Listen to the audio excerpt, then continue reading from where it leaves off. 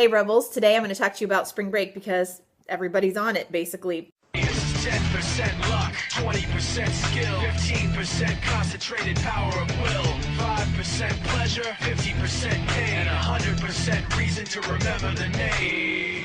But I wanted to talk about how some of the experiences that you have inform your writing, and spring break is the perfect time to sort of store up some really cool experiences. So I'm going to tell you about one of mine.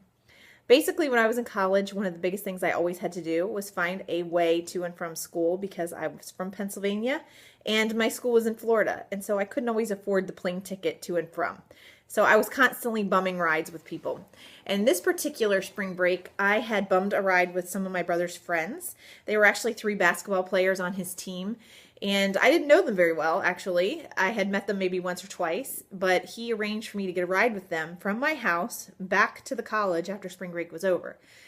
And so basically we were in this little hatchback car when I came to meet them. For a while, it was okay. It was a little embarrassing because I didn't know them. But about 1 in the morning in Dunn, North Carolina, we actually broke down. The car didn't just break down though, it died. I mean, it died a horrible death in that there was nothing we could do to fix it. So we were stuck out on the side of the highway, and we ended up having to hitch a ride with somebody from the highway. And by the way, I wouldn't recommend this.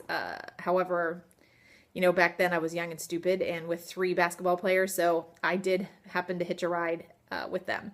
But at any rate, we ended up at an exit, and we got a tow, and the tow truck towed the car to this gas station where in the morning we were going to have them look at the car to see if it really was dead or there was something we could do about it. Now, the problem that we ran into is that all of us were under the age of 18 and we couldn't rent a car on our own. At least not at that time. I don't know if you can now, but back in the day, way, way, way back when I was in college, you couldn't. And so what we had to do is have one of our parents rent a U-Haul truck. And that's what we had to drive back to school. But as you know, a U-Haul truck has a cab, and that only fits maybe 3 people, and there were 4 of us. And what we ended up doing is putting 2 people in the cab and 2 people in the back in the truck. And there's this little sort of like alcove above the cab in the back of the truck that's called Grandma's Attic. And that's where we actually sat. So for part of the trip, I had to spend time in the back, in the dark, in the truck, with a guy I barely knew, driving back to school. And it was weird. And we had to stop for gas like several times, and all of us were poor. And so there was a moment where we weren't sure we were going to have enough gas to get back.